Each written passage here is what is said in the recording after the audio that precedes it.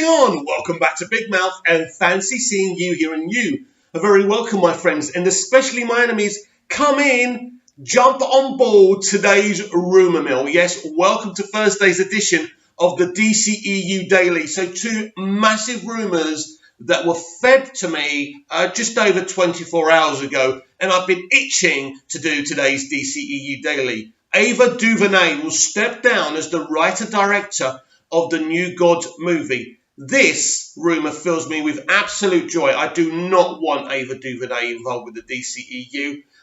Her agenda is political. Her agenda is not about telling great stories and great escapism. She's obsessed with representation. Representation does matter, and it matters to me.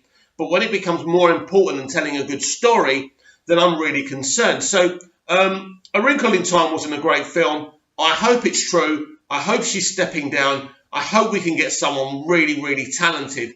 Who cares about the DC characters?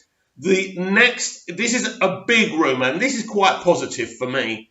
A Darkseid standalone movie, a solo movie, is in development from DC and Warner Brothers on the DC Black Label, the same universe that's doing the Joker standalone movie, which I'm really excited about.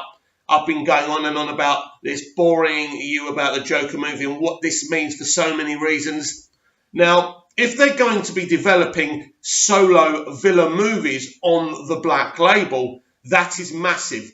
And if the Darkseid rumours are true of him getting his own movie, wow. Now, will it be the same actor who played Darkseid in the Snyder Cut? Don't know about that. I did ask about that, but I was told that situation's in flux, probably because it's the DC Black Label that will be developing it. It will be very unlikely that it would be the same actor, but who knows? Anything is possible. I mean, just imagine the potential, everyone, of a Darkseid standalone movie on Apocalypse. Darkseid's story is an amazing one. There are so many elements, so many characters, granny goodness. There's more about Darkseid that I don't know about. I kind of have read a lot of DC comics, but I don't know them so well. So I'm hoping, what I'm actually hoping to kind of evolve the channel is to kind of do some videos and maybe have a researcher who really knows DC comics. So if you want to be involved in the channel, please comment down below, because my knowledge of the DC universe really stems from the Superman movies, the Christopher Reeve movies, all the movies really, all the DC movies, shows like Smallville, which I know really well, but I don't know the comics so well, and I'm trying to remedy that by I've actually pre-ordered Superman Year One, just to kind of become comic literate. And, I love the comic book world, and I want to get into the comic books because I think they're the most important element of these universes. So it would be absolutely massive for us to see Apocalypse in live action and see this character Darkseid. And the potential of the Black Label is there, of course. And this is the genius of what Warner Brothers can do and what Disney can't do. I mean, even their Black Widow movie will not be R-rated. It looks like the Joker movie will be hard R. So that's very interesting as well. But a Darkseid movie, wow. As I say, it done properly, it could be massive. And I hope the rumours of Ava DuVernay not directing New Gods are true, because I just think it will be an absolute calamity. And I think that Walter Hamada and Peter Safran understand that. I think she was an appointment made before they came in. I think maybe that was a Sujihara appointment. And, really anything that Sujihara did should just be undone. We're on a good road now. We've had 3 back-to-back awesome solo movies. Wonder Woman, Aquaman. I got the 4K the other day, and I've been watching the hell out of the special features. And you know what? They're amazing. James Wan should just direct all DC movies, right? He is such a perfectionist. The way he talks, I love seeing Jason Momoa on the special features. The fact that he's a family man, the fact that he cast the guy playing his dad, and he's a friend of his, but he's a great actor and he's been in so many things. That's great, and that shows that DC and Warner Brothers trust this guy as well. Momoa, but they love him because he's a family man. He's a very clean guy. He swears and he's rough and ready, but he's a good guy, and that's really important. And we're on a good road right now in DC films. There's so many things to look forward to, and there's things like I said yesterday that I know about. I know, and I will tell you about when I can. That it really is exciting. So for me, Ava DuVernay potentially going, I will throw a party. I will have a party on here. And if this stupid laptop would allow me to go live, I'd actually have a celebration. Because the New Gods movie is a great idea, but it has to be made by someone who knows these characters. And, and it's not just there to be political. And DuVernay isn't interested in storytelling or escapism. She's interested in politics. I agree with her politics. I'm on her side. I don't want to watch her films, though, because I don't think she's got these characters at her heart.